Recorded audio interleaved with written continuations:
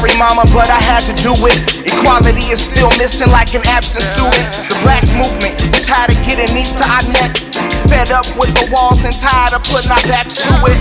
So I'ma be the voice for my kids. Since they can't do it, I'ma make the choice for my kids and tell them this is deeper than rap. I ain't no preacher, just a speaker with facts. We black gold, we just leap from the cracks. Unarmed, I should leap unharmed. If not, then my hive gon' swarm. How many wives gon' mourn? How much longer we survive in this storm? Tired of marching and protesting and writing these songs. But the whole mood is different now. You standing up, we sitting down. You talk about them issues, is you getting in or getting out? Yeah, see we just tired of being patient. We just need love and ventilation. I tried to be silent, hard to be non-violent. I swear to God, I tried it.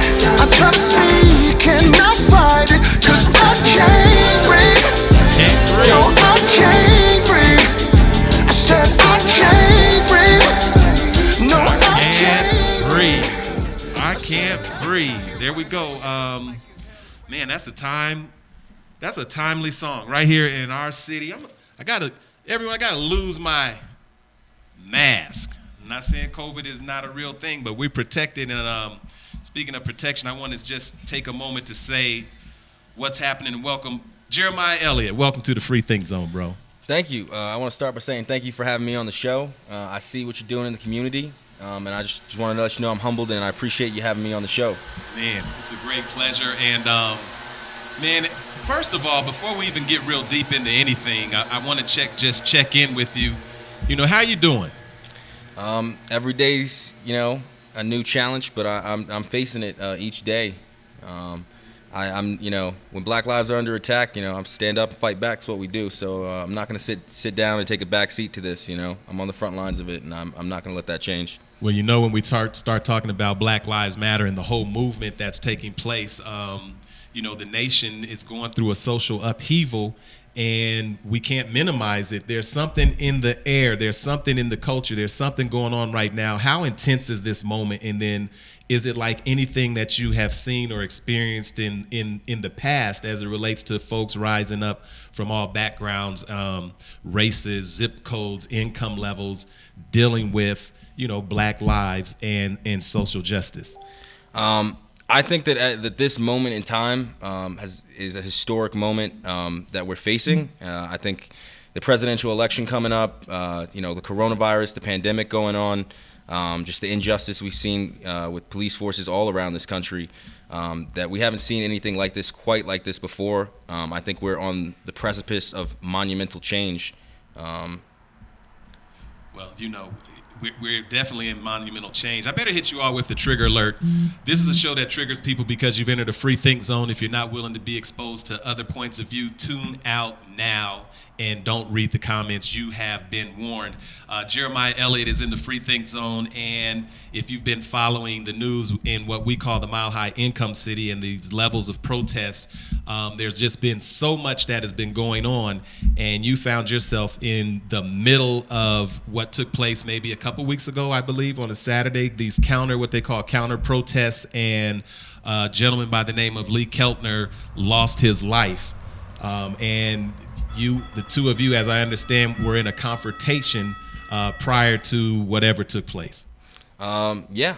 So, unfortunately, a man's life was lost on that Saturday. Loss of human life is always a sad thing. But yeah, I was there. I did have a conversation with Keltner moments before he was shot and killed. I guess you could call that a confrontation. We had a verbal confrontation, if you want to say, on that Saturday. Where did you grow up? Where are you from, and how'd where did you grow up in Colorado? No, I'm not originally a Colorado native. I am Brooklyn born. I was born in Flatbush, Brooklyn. And I moved to Colorado about 7 years ago. Okay. Then involvement with, that takes you all the way, we're talking about, around the time before, a little after, we're thinking about, a lot of social injustice and movement was taking place at that time, especially when you came into the city or around the nation. Black Lives Matter. It didn't just start with George Floyd. How did you get involved with and become aware of, the times that we're in? So my first experience with being involved with any sort of activity like this was, I know you guys have a lot of "I Can't Breathe" shirts I see here. I am originally from Brooklyn, New York, but before I left New York, I did live in Staten Island, New York, and I was living in Staten Island, New York when Eric Garner was choked to death. And that video went viral. Everyone saw that. I was, all the internet sleuths have already pulled up photos of me at protests inside Staten Island. I was there. Al Sharpton was there. We marched peacefully down the street. We said, "I can't breathe." Black Lives Matter movement wasn't at that time an organized movement. And that was my first experience with it. And I watched as we peacefully protested, as we, reached out to those senators. We reached out to, the chief of police was there at these protests. And that man remained a police officer for 7 years and was not convicted for that killing. So that was my first experience of the injustice that is the police force here in America. Kind of lean into that microphone so people can definitely hear exactly what you're saying. So this is kind of what I'd like to really underscore, is that it's not uncommon for black folks to be at a Black Lives Matter rally, protest, movement, be involved socially. Like, is this like something that folks should be surprised at? In my opinion, you should be more surprised that black folks are not at a Black Lives Matter protest or involved in this moment right now, as opposed to being involved. It seems like the story's getting twisted, or am I just getting twisted in my words and thinking? So I would agree with you that it's no surprise that a black man is angry and upset at what's going on in America right now. There's a lot of accusations that I'm a paid agitator, that I had some alternate reason of being there. I'm outside protesting what I believe is injustice in America. I think as a black man living in America, it would surprise me if you weren't outraged with the killing of George Floyd, with the killing of Breonna Taylor, with the killing of Elijah McClain, with the killing of Eric Garner. I think that you have a duty as a black man to be outraged and to be a community leader and get out there and be a part of this movement so that we can get that monumental change that I talked about us being on the precipice of. But don't we think about, your constitutional right to protest, to assemble, to let your voice be heard? I mean, it seems like when we do it, there's something wrong with that. You're exercising your constitutional right, and now you're being identified as a participant with other movements, etc. I mean, I've heard you be called an Antifa agitator. Yeah, I've been called an Antifa commander, BLM general, all these accusations trying to link me to certain groups. I'm not associated with any groups. I'm not a community leader of any kind. I'm not a leader of any group. I'm just a black man who's upset with what's going on in America, and I just want to say openly on the mic that, you asked Casper this question if Black Lives Matter, and he gave you a long-winded answer, and I just want to say Black Lives Matter here. And that's all I want to say on that Black Lives Matter. I'm not a part of any organization, but I do believe black lives do matter. And I believe that we need to go out there and do something to change it. There's a lot of comments made that all lives matter, and I believe all lives matter too. All lives will matter when black lives matter, and that's my opinion on it. What's interesting? It's interesting to see you here with a bulletproof vest on. How does it get to that level? When we say Black Lives Matter, and then to say that and to exert that, and then to have a bulletproof vest, that says something as well. You know what I mean? Tell me a little bit about, the bulletproof vest, the protection, the security, the way you are moving in the world now, and particularly in the wake of the death of Lee Keltner. So since the death of Keltner, I've had to take some extreme security measures. I never travel in the same path. I always take a different direction. I'm always wearing a bulletproof vest. I'm always carrying personal protection with me. It's something I have to do. A lot of people want to make accusations about how dangerous Antifa and BLM and other groups like that are. But the real reality is that the greatest threat to this country is far-right leaning extremist groups like the Ku Klux Klan and other white supremacist groups. They pose the greatest threat not only to my personal safety, but in this country. We're not being attacked by terrorists who are from a cave in Pakistan. The fight is on right now, and it's from white supremacists here in America. That's the biggest threat. And I know that my life personally is on the line right now. But I'm willing to put my life on the line because I believe in what I'm out here fighting for. You know, what's interesting is I've heard you've been charged with, and not legally charged with, but accused of being destructive of property, etc. And I'm saying to myself, well, if you think about Aurora and you've got protesters, peaceful protesters assembling and then being picked up and arrested, you know what I mean, and charged, it would seem like you would have been charged with something if you were identified with destroying property. Have you been charged with anything? So I've never been convicted of a crime, and I've never been charged with a crime here in the state of Colorado for any destruction of property or any crime. There's a lot of allegations that I'm a Antifa leader and I was arrested at several rallies. I've never been arrested at any protester rally. I go to protest to exercise my constitutional right. You know what's interesting about that, and I'm going to let you, kind of clear up anything that you'd like to. And again, we have Jeremiah Elliot in the Free Think Zone talking about a serious issue as it relates to Black lives. A lot of individuals tend to say, okay, well, who is Jeremiah? Where did he come from? Do we know him or do we not? I mean, there are thousands and thousands of people out here protesting, and I can guarantee you, Brother Jeff doesn't know those thousands and thousands and thousands of people that are out there exercising their constitutional right. But as it relates to Black Lives Matter, I understand, yes, there is a national organization that is organized around Black Lives Matter. And in Colorado, we have an organization called Black Lives Matter 5280. But to say Black Lives Matter is not to lump everybody or anybody into an organization. Yeah, I think there's been a lot of attempts to do that. I think even just calling it BLM is an attempt to kind of give it a more militant-sounding name, to kind of categorize us all as BLM members. I think it goes towards categorizing us as a dangerous, violent group, and that's why they try and lump us all together, so that when one action of someone who is at a protesting police brutality, acts out in some way of violence, that they can say that this entire movement is just criminals and thugs out on the street committing crimes.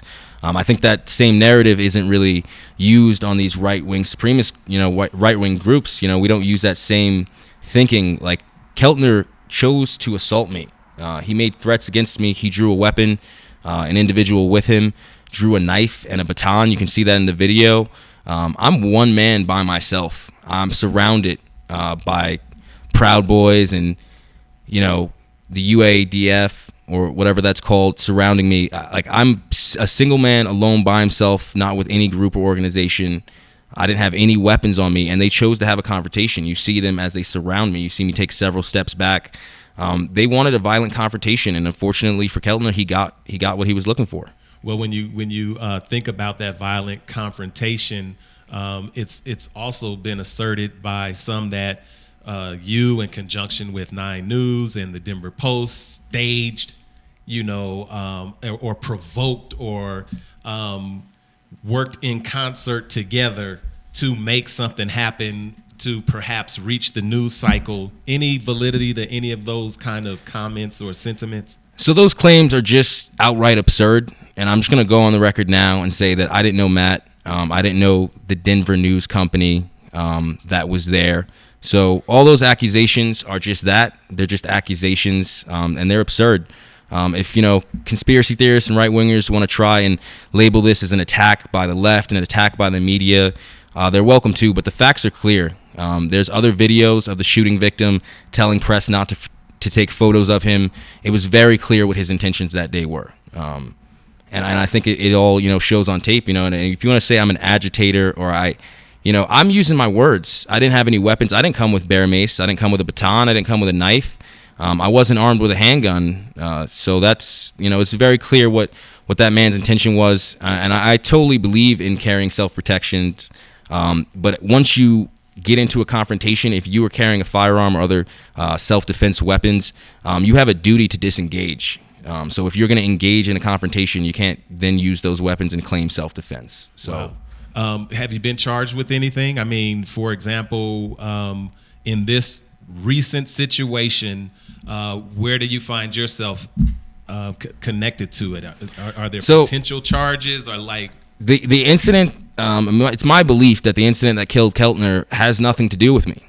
So I had a conversation with Keltner shortly before he was killed, but in the 8 seconds that he chose to step away from me and to assault Denver 9 News, he physically assaulted a security guard for Denver 9 News, and he engaged in that confrontation. And I'm not sure what I have to do with the confrontation, other than you could say I enticed him to attack 9 News by my very presence of being black. I think his intention was to do harm to me, and I think his greater intention was to not have that harm that he intended on me be caught on camera.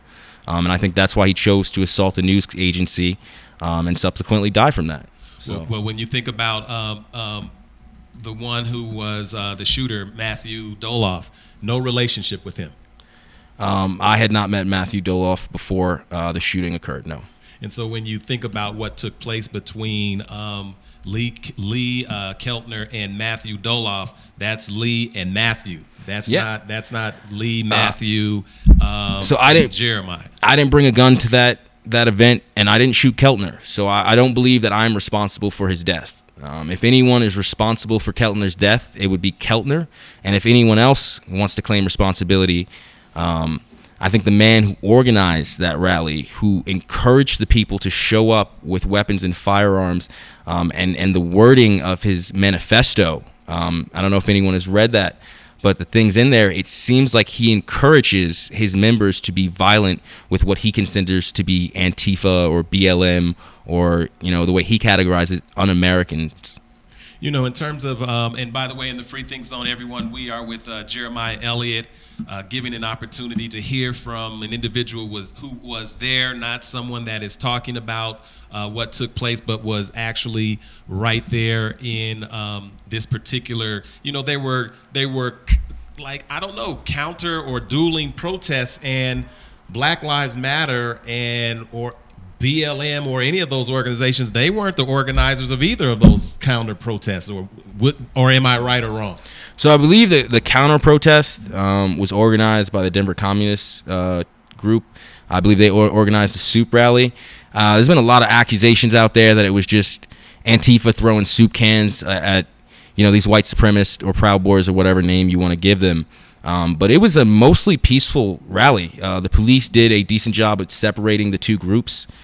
So the people who think Black Lives Matter were on one side, and the people who don't think Black Lives Matter were on the other side, and they were separated by about 50 yards. So there wasn't really any interaction from what people have been labeling as counter-protesters and the patriot muster. So there was a good separation with that. That's why I was one of the only individuals. I don't want to say the only individual, but I was one of the only individuals on the opposing side. So I was the only one there. I was not with any group or around anyone. I was just kind of there expressing my opinion. Casper Stockheim, he has lots of comments. I haven't had a chance to read them. Maybe Shahada has read some of them. Kate, maybe Kate has read some of them, and others have read some of them. But let's go through, because Casper and then also Jonathan Woodley, they seem to have some comments. Let's take some questions. Let's dig into some of those questions. Like, if you have questions, go ahead and put them in. We will take your questions. Casper says they were throwing cans at the DPD, not us. And can I take a swing at that? Yeah, go for it. Well, first of all, when it talks about they were throwing cans at the DPD and not us, you were not throwing any cans at anybody, were you? No, I didn't throw any cans at anyone, and the entire time I was at that rally, I didn't see anyone throwing any cans. I'm not telling you that no cans were thrown at all. At any kind of large event like that, you will have a few agitators there. But on the left, for the most part, they were doing what they could to keep that rally peaceful, and they did genuinely intend to do a food drive, and that's what happened that day. Well, I know Jonathan Woodley is saying that the rhetoric and narrative here is laughable. So, Jonathan, if there's something you would like to add to the narrative and the rhetoric, beside the comment, you are more than welcome to say what it is that you need to say, because usually what happens is you have individuals that are talking about one another but not talking to each other, and then when someone who shows up to say, listen, I can answer for and I'm willing to be upfront and present what I have to say, you have an opportunity. So I would encourage you to take that opportunity. And in the meantime, Elijah McClain, very vocal about that, as we all are. What are your thoughts about Elijah McClain, because you have attended some of those protests as well? The Elijah McClain incident it hits at a dark place for me, for sure. I've had experiences with the police force, specifically here in Denver, and I can personally tell you that their use of ketamine to sedate individuals is inappropriate. I had an incident where I feel as though I came as very close to the same sort of death sentence that was given to Elijah McClain. That he hits at a deeply personal place for me. And that's why I'm out there. That's why I'm outraged, and that's why everyone should be outraged about Elijah McClain's murder. Jonathan Woodley wants to know why you would want to curb stomp him. He says that you had said that you would curb stomp him. And so as it relates to that question, what do you have to say to Johnny? I believe my exact words is, if he wasn't so old, I would curb stomp him. See? And did you curb stomp him? Unfortunately, no. And so there you have it. Casper Stockholm, Mr. Elliot did not throw any cans. My guess is he only tried to get us to attack him so 9 News could get it on film.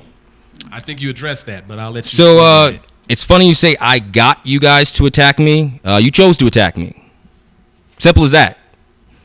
Your side chose to withdraw weapons and surround an individual who was unarmed and was saying things they didn't like. So that was an unfortunate choice made by your side.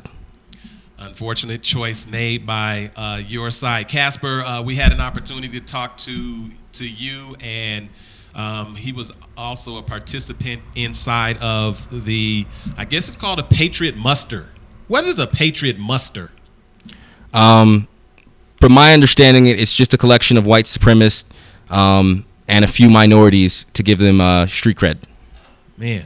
All right, you all. We're going to continue. If you've got questions, we're going to let you go ahead and put those questions up. I would just say that we are in a powerful moment. Casper, I had asked Casper, do you think that this country is heading to civil war? And he said we are already in it. Are you seeing the intensity of conflict and this political moment? Where are we at in this country and in this time? I think personally, my belief is that we are on the precipice of a revolution. I believe that the revolution is here. And I believe, unfortunately, the revolution will be televised, as you can see from Saturday. I think that instant of violence has stoked a lot of fires on both sides. I think people are truly starting to show their real colors. And unfortunately, I think protests moving forward from here are just going to be more violent, and there's going to be more loss of life at these kind of events. Steph says, so standing at the exit where everyone was leaving and screaming profanities was totally innocent, huh? Literally asking to fight. So if you would have let me inside the rally, I would have been screaming profanities from the inside. I was only at the entrance because they wouldn't let me in. And there you have it. In terms of protesting, is there a limit in terms of what you can use in terms of exercising your free speech, or do you show up at a protest and use language that makes people more comfortable? So I at no time at that protest was I trying to use language that made these white supremacists feel comfortable. I don't want you to be comfortable. I don't want you to come to my city and promote white supremacy and feel like it's okay. I want you to feel uncomfortable. And if you choose to interact with me, you choose to interact with me. I wasn't following individuals to their car. I wasn't following individuals who walked away from me. Every individual who had a conversation with me did so on their own accord. Like you said, I was standing at the entrance. If people didn't want to hear what I had to say, they could have went further into the rally, or they could have left the rally. There were several individuals who chose to walk away from me, like Casper. I think originally he was interested in a physical confrontation, but I think he found out very quickly that he wasn't interested in that confrontation. And I just want to say to Casper, I don't take back anything I say. You are a house nigga. there you This is a show that triggers people because you've entered a free think zone. If you're not willing to be exposed to other points of view, tune out now and don't read the comments. You have been warned. It speaks to the political climate that we're in right now as well. A big divide. Like, it's almost as if you don't know what side you're on. Like the song says, then we know what side you're on. Highly charged on both sides. But like you said, there were those who came armed and ready perhaps to use them, and you were using words. Yeah, I came with no weapons. I came to use words. I think that Benghazi Tegan wanted a violent confrontation. I think in his live stream before that man was shot, he talked about how the police separated the two groups, and he said how it sucked. I think he wanted to stoke violence, and I think he got what he wanted. I just think the person was killed on the wrong side in his mind. But I think those events were inevitable when you show up. And I do have a double standard for the protest because I believe the people who are out there who choose to act in violence, who are protesting black individuals being murdered, they're angry and they have something to be angry about. A patriot muster because you're not free enough in America because it's so hard to be a white man in America, and I don't even know what they're protesting, to be honest with you, because I don't frankly think it's all that hard to be white in America. I think that people are out there who are angry about the police killings. And then if you are an American, you should be outraged by them too. And I think a lot of, Casper and a lot of other individuals have said that the George Floyd death, was unmistakably wrong. And I agree with them that it was wrong, but where were they? Where was that patriot muster when George Floyd was killed? Where was that patriot muster about Breonna Taylor? And I think Casper tried to say that individuals are criminals. We shouldn't, be behind them. But our society is not judged by how we treat our wealthiest individual. It's how we treat our homeless. It's how we treat our criminals. It's how we treat our impoverished. That's how we really should be judged. And so for them to say that they do believe that those killings were wrong. I remember when Kaepernick took a knee to speak out against police brutality. And I think it's, there's something to be said about him taking a knee and the president of the United States of America saying such inflammatory condemnations against him, but at the same time not being able to condemn, white supremacist groups like the Proud Boys. It's absolutely outrageous.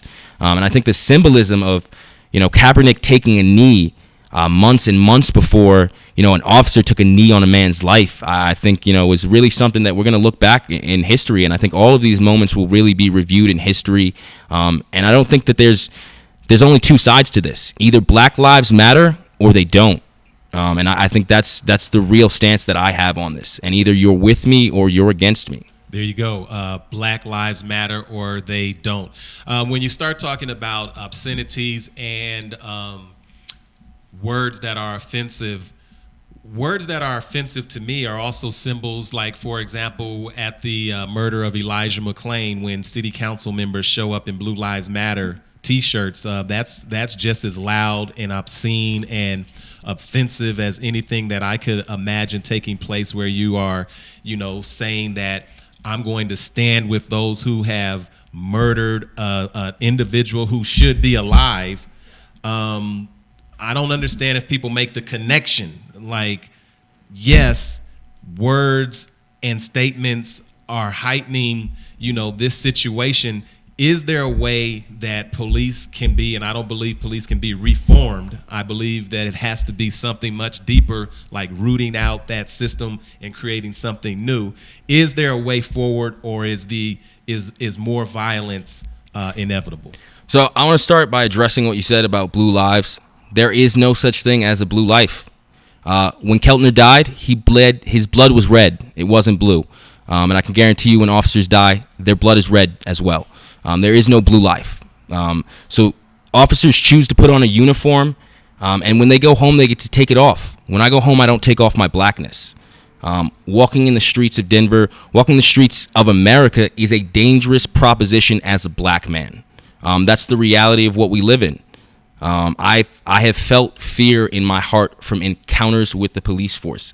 I felt a lot of fear on that Saturday when the SWAT team temporarily detained me at gunpoint. It wasn't the first time I've had an incident like that where I felt afraid for my life from an interaction I've had with the police force.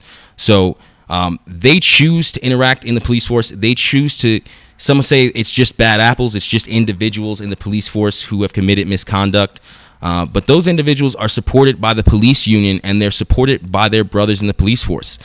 People will say they're not all bad. And my answer to that is yes, they are.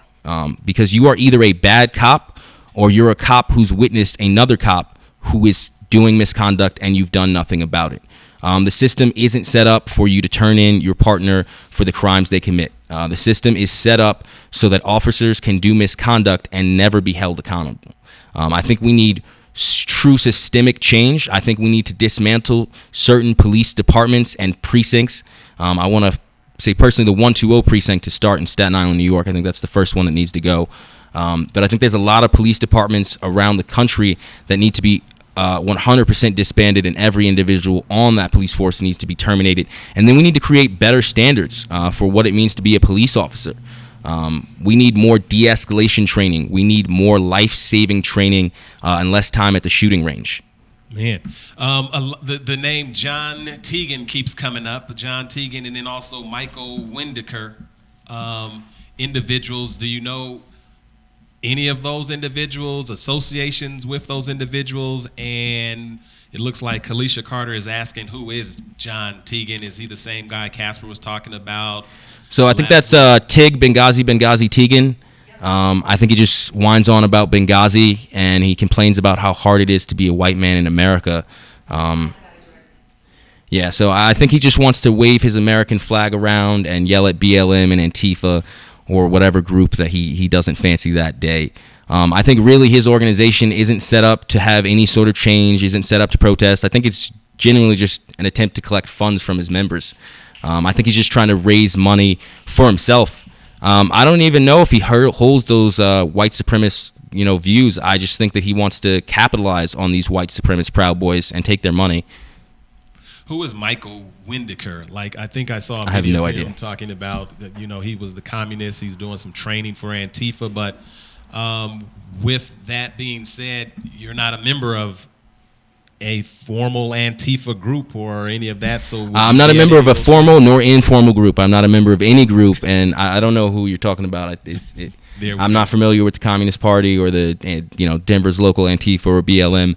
And people will try and call me a hypocrite and say I'm lying because there's pictures of me at a protest. I never said I haven't been to a protest. Like I said, Black Lives Matter. So when black men are murdered, I go out on the street and I exercise my constitutional right to protest. And I think people will point to videos where I'm initiating chants or I have a bullhorn in my hand.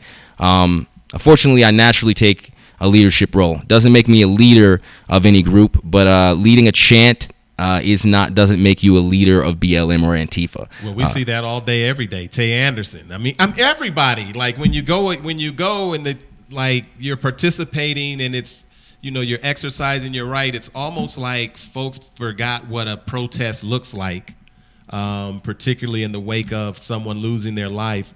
But this has been going on in not just in recent history, but this is a long history of black bodies being erased in this society for nothing other than who they are. And I think it's just coming to a head. I want to ask you again, is there a way, like I heard you say that, what needs to happen with the police force? Is there a way that this country can either stop or avert, this coming of a head, which is, a lot of violence based on black lives? No. I think ultimately for there to be systemic change, there is going to be the loss of life, and there is most definitely going to be the loss of property. And I know some people here in America value property more than lives, but I certainly don't. I think that what is coming is going to be violent. I think that what is coming is there's going to be violence from both sides. And I don't think there's anything we can do to stop it at this point. I think you talked about the history of, being black in America. And I want to point out the, 9/11 happened. I'm from New York, and I remember when that happened, and it's been almost 20 years. And every year we say never forget. But we don't say that to black people. We tell them to get over slavery. We tell them to get over Martin Luther King's murder. We tell them to get over redlining.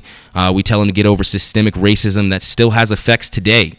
Intergenerational wealth is a real thing, and it's the way the majority of people in America get ahead. And that was stolen from the black community not that long ago. Steph says, how are the Proud Boys white supremacists if their leaders are minorities? So that's, to be honest with you, why I was so angry to see Casper at a rally like that. White supremacist groups, since they have disbanded, a lot of the larger organizations, the Ku Klux Klan has just taken on different names. And they're aware that if they have outright hatred views on their website, that they won't be able to keep it up. So they choose to have black and brown individuals show their face there at that rally so that they can say they're not racist. And I'll say to you, Casper, how many of those Proud Boys do you think will actually be voting for you? How many of them just wanted to parade you around like a prop that you are? Man, Mr. Elliot was surrounded by patriots, and not once did they jump him and beat the crap out of him. Watch the video. So in the video, if you see, just before he shot, the individual that I believe was Keltner's son is uncollapsing. He's collapsing his baton. He pulled out a knife and told me he was going to cut me. Right before Keltner stepped in front of me and put his hands on me and drew bear mace. He audibly told me he was going to shoot me, and in the video you can see him put his hand to his head and make the motion as if he's going to shoot me. So to say that they didn't jump me or attack me, that man told me he was going to shoot me, and he was carrying a gun. So I don't understand what your point is there. Are you sure he was carrying a gun, or did you kind of assume he was carrying a gun? That man, I believe that man was carrying a gun. I think I've seen photos of him carrying a gun. I believe I saw him making gestures and motions that would lead me to believe he had a gun. And so far, 2 guns have been recovered from the scene. What do you think will happen on November 4th if President Trump is reelected or not reelected? To be honest with you, I think Trump will get elected. I don't think there's enough of us out there voting and enough of us doing our part in the community. I think that battle is already lost. I'm already looking forward to 4 years from now, after our unemployment rate is at historic levels, after the majority of our small businesses collapse, that maybe at that point, when people of the white community are starting to feel some of the pains that minority communities have been feeling for decades, that maybe we can open up and have a conversation about universal health care and universal basic income and having those social welfare programs that help communities instead of just increasing the number of police officers we put on the street. Well, I'll tell you, we've got Jeremiah Elliott in the Free Think Zone. We're in an interesting time when the guest has to show up with a bulletproof vest. But that's not something that's uncommon in the black community. You know what I mean? We've had to protect ourselves for different reasons. What is very different in this period in time is that when white people begin to lose their lives at protests, that's very different. Yeah, and I think there's a good point to be made. I think that the people on the right are outraged at watching Keltner's death on video and watching his body lay in the street. Congratulations. This is what the black community has been feeling for decades. This is why we're out on the street protesting. Just like people on the right, like Casper and all of these other individuals believe that this man was some sort of hero and he wasn't out there looking for violence. He was looking for violence. He got violence. And his killer is not going to be convicted of any crime. And if that upsets you, maybe now you have some understanding of what the black community feels like when people of their community are killed on the streets and their killers aren't found guilty. Well, I could tell you, black people with guns is the biggest boogeyman nightmare to America that can be found. The exercising of our constitutional rights, the Second Amendment, when you start applying that to black folks, particularly if you go back to the Black Panther Party, who was carrying their weapons legally based on the laws. And then when Reagan saw these black folks at the Capitol with weapons, all of a sudden now you have what's called gun control. Gun control has always been attached to black folks being unarmed, make them felons, take those rights, take that vote. And now you have a groundswell of black folks that are exercising their constitutional right, their Second Amendment right. And for a black man like Jeremiah to show up in a Black Guns Matter t-shirt, it just drives folks crazy. It sure does. It's my personal opinion that all gun control is racist.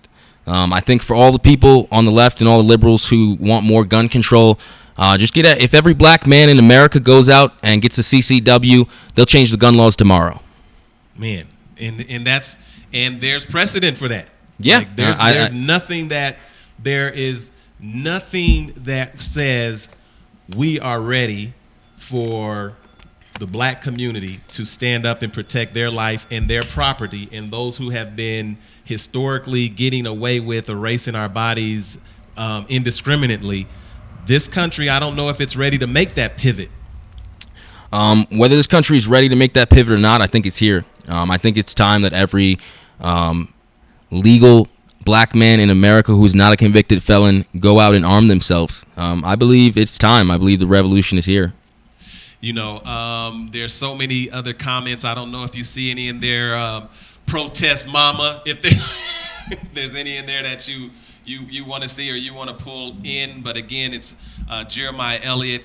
Yeah, I'd love to field some of these questions. Yeah, it's not running, not hiding, not moving, and not, shirking away, but coming in 10 toes deep, chest out, chin up, and answering any questions that you all might have. And in our last few moments, if you have some questions, bring them out.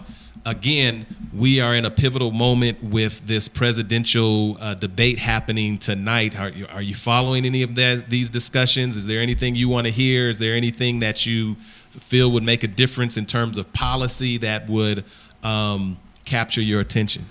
To be frank with you, I don't think any of the candidates that are currently running for president truly care about the black community. I don't think Joe Biden is going to help the black community, and I most definitely don't think that Donald Trump is going to help the black community. I also think that Camilla, his running mate, has a long history of putting brown men in jail. So I don't see systemic change coming from individuals who are part of regularly putting brown people in jail. I don't think Joe Biden is really going to give us the kind of healthcare reform we need. I think Joe Biden's idea of healthcare reform is changing the Medicaid age, 10 years less. So I don't see him giving us the real systemic change that we need. And like I said, I think that election is already lost. I think the real battle is going to be the next election. After all these evictions over the next 4 years happen, after all of these businesses are closed, maybe then we will truly be able to have a real conversation about universal basic income, about universal health care, about social welfare programs that are really intended on getting people back on their feet and not just giving them the minimal amount of services so they don't die out on our streets. I think the money that we spend on each individual homeless person with emergency services, if we extended that to long-term care, we could really fix the homeless population here in Denver. I've lived in much larger cities with a much higher homeless population. It is a shame that a city like Denver allows so many individuals to be homeless. With all the money, marijuana revenue money we have, with all the tech companies that are here, even in the pandemic, we still have the money to house these individuals. And it's a shame that we didn't set up these kind of systems and programs to help people who, are on or who aren't doing well in our community, because we're going to have a whole lot more members of our community who aren't doing too well. And I think we did ourselves a disservice by not setting up those permanent, kind of situations with our services for individuals. And I think it's really all going to come to light in the next 4 years. Are you seeing how the focus has been shifted? And again, Jeremiah Elliot in the Free Think Zone. We are powered by the people. Go to brotherjeff.com, make a donation of any amount. We are, as I put it up there, we're powered by the people, brotherjeff.com. And as the great Leanne Wheeler likes to say, show them your Cash App, Brother Jeff. There it is. It's right there. Our Patreon list is there. And we appreciate everything that you all do. We appreciate all of your support. And more importantly, you know what, Jeremiah, I appreciate you coming, sharing your story, taking any questions. And before I, wrap things up, take a few moments to dispel any myths or share anything that you would like to put out there that is constantly reverberating, and you hear it, you say, wait a minute. Take these moments to just address these free thinkers and share exactly what it is you want them to know. So there's been a lot of allegations out there about me being some way involved with Denver 9 News. There's been a lot of allegations of whether I knew Matt before that day.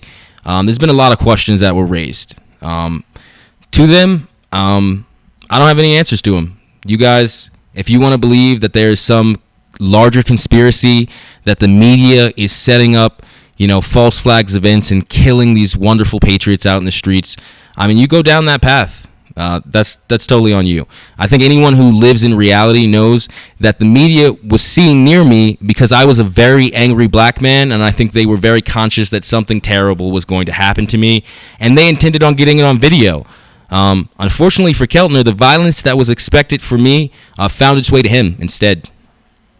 You know, what's very interesting is this, and when you think about protests and you think about counter-protests, this recent movement has been building and building and building and building. When you think about George Floyd, when you think about Elijah McClain, if this system had a sense of justice and those who are erasing black bodies without being held accountable, if you handled that, there would not be a need for a protest. And if you didn't have that protest, then you wouldn't need a counter protest. And if you didn't have a counter protest and you had the dueling sides coming together, you might not be losing the loss of lives based on what the original situation is. Black lives matter. Yeah, I think you make a great point. Black lives matter. And if you don't want these protests and counter-protests and violence in the street, then you should be out there with us. You should be protesting the murder of black men in America. That's the reason why all of this is happening. George Floyd's killer is out on bail. He's out on the streets. Put Eric Garner's killer in jail. Put Sean Bell's killer in jail. Put Breonna Taylor's killer in jail. Put Elijah McClain's killer in jail.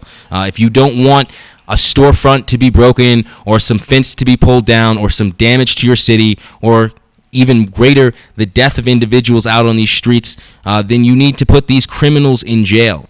You need to hold police officers accountable.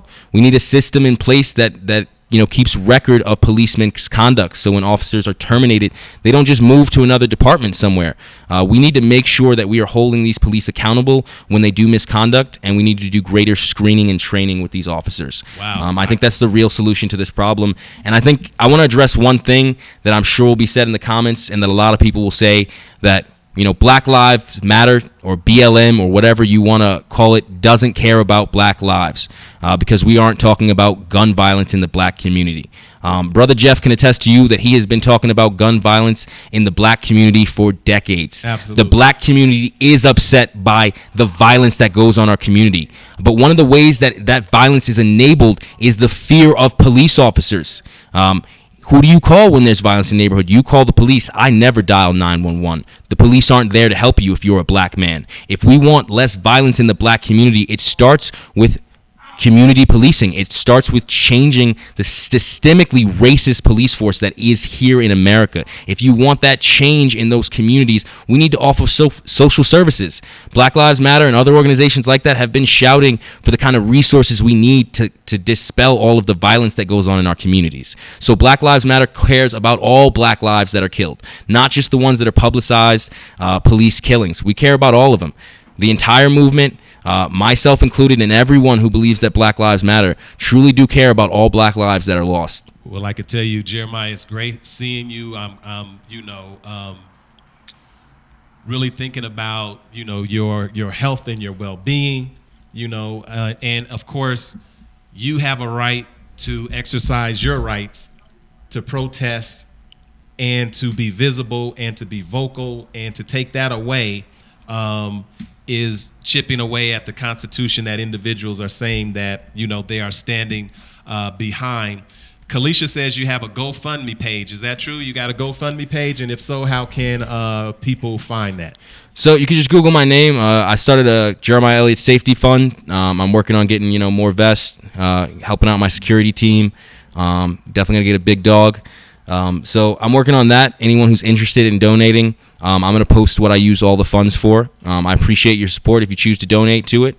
If you don't choose to donate to me, if you don't feel like my cause is right, I encourage you to help out Brother Jeff here, or to donate to the fund that's been set up for Elijah McClain's family.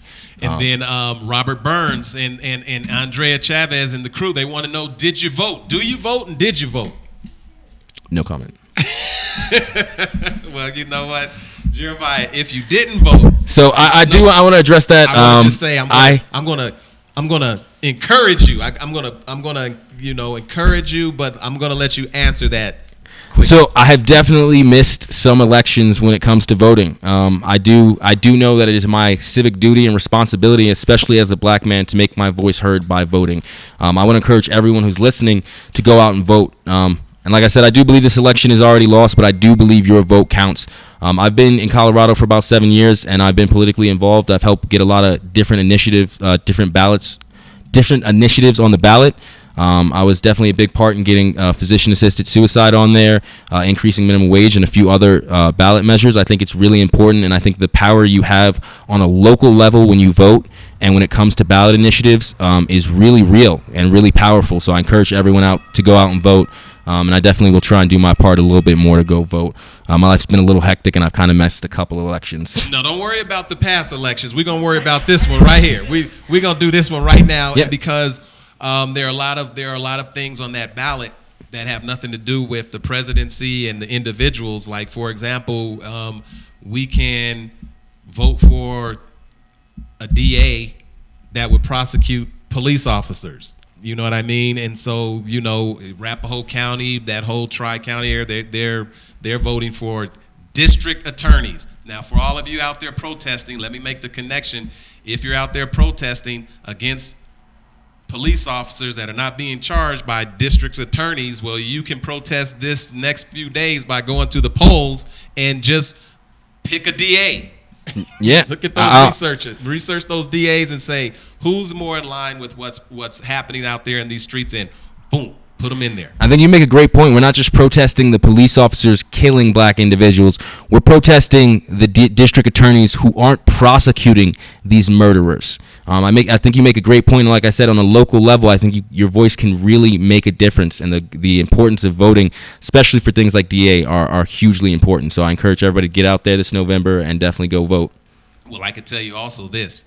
For those of you who are talking about Black Lives Matter and what's happening in the black community as it relates to some of the dynamics that we're dealing with, I just want you to remember, we're not paying each other to murder each other.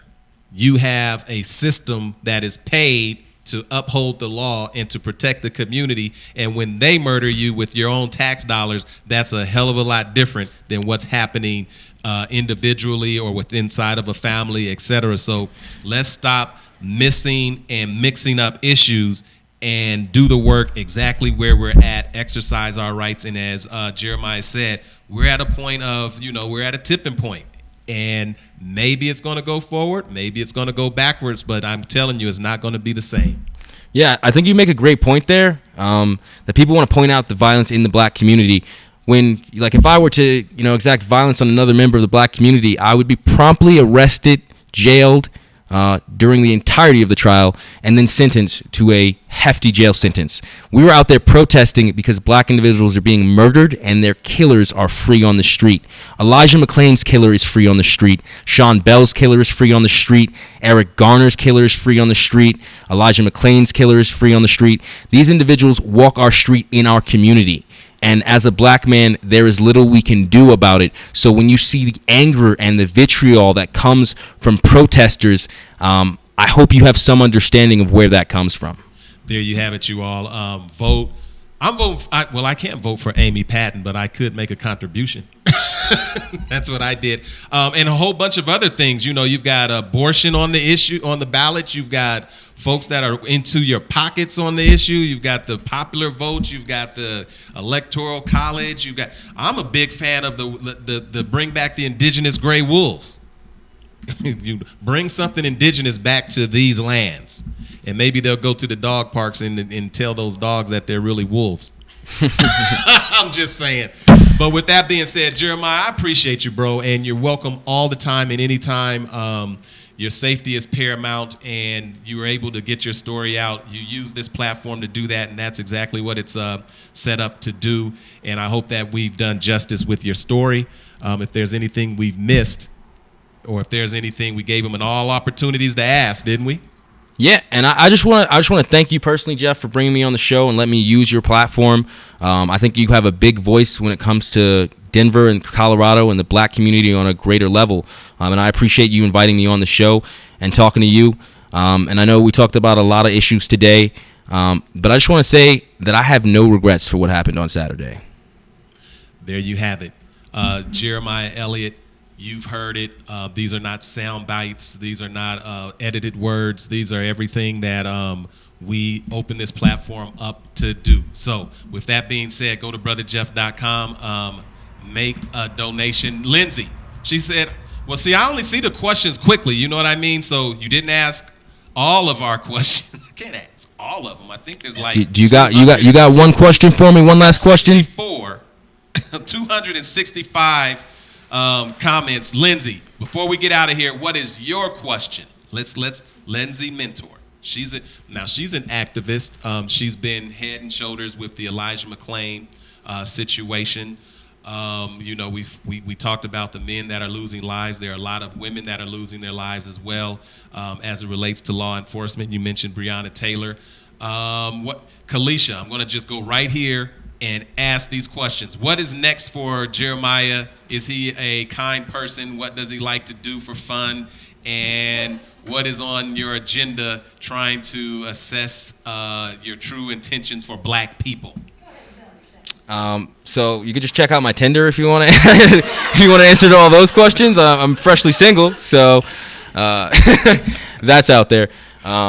But yeah, I mean, I play the alto sax. What's next for me? Big things coming soon. The right ain't gonna like it, but don't worry, big things coming soon from Jeremiah Elliot. Marvin Holloman, our man, says, unapologetic. I like this dude. Lindsay, who have you worked with writing legislation in the community? She's just curious. So one of the first things I worked on here, I don't know if I could say writing legislation. I went out there and did a lot of collecting signatures for ballot initiatives so we could get it on the ballot. Physician-assisted suicide was a big one for me.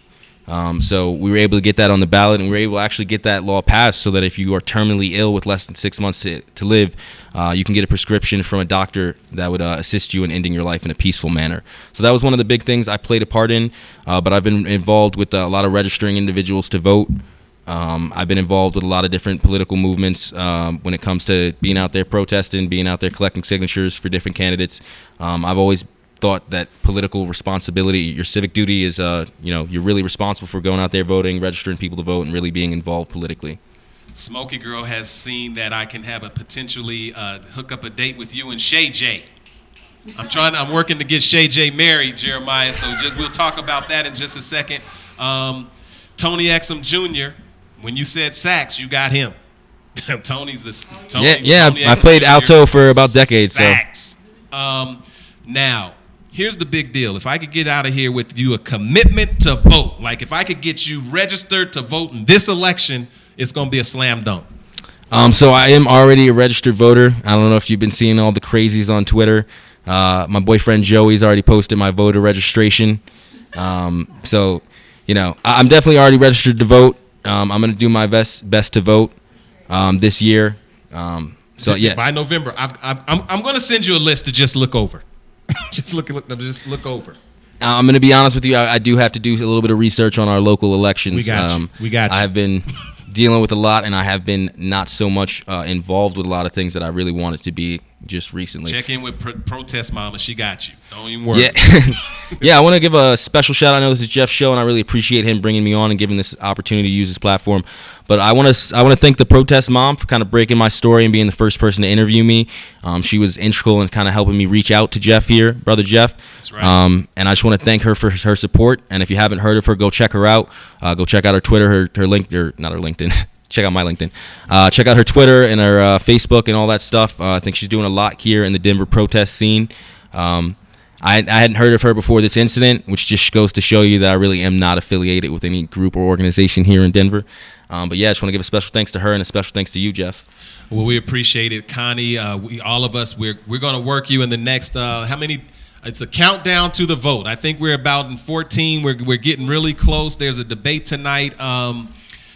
Andrea Chavez, she's going to pick you up to drop that ballot off.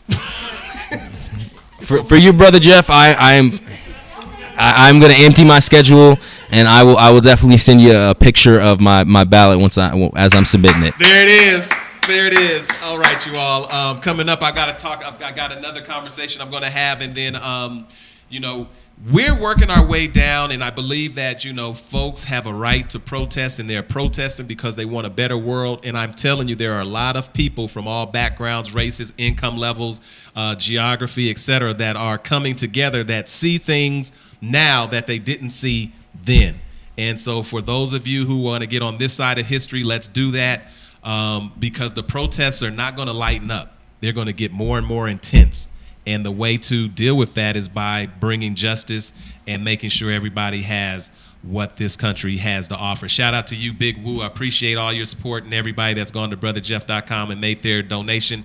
SG Coach, she broke it down. We got 13 days. That's where we're at. 13 days. Connie Rule says, all right. And she's got the thumbs up and the explanation points. And Smokey Girl said, Proud Boys do not want a better world. I don't believe so. I don't think that Proud Boys are out there marching when individuals are unjustly killed. I think they go out there and I think they look to antagonize individuals who are fighting against injustice in this country that has been happening for centuries. I think it is outrageous that we are in the year 2020 and black men are still being killed at the hands of police unjustly, and nothing is being done. I think that the police force in America was founded to catch runaway slaves, and I don't believe anything has changed. Man, there you have it. The great Leanne Wheeler, 11 days in a wake-up. There we have it. All right, you all, if you go down swinging. We appreciate you. We appreciate you all. And if you go down swinging, just might score a knockout, Rumble, young man, woman, and community. Right on. Appreciate you all. Right on.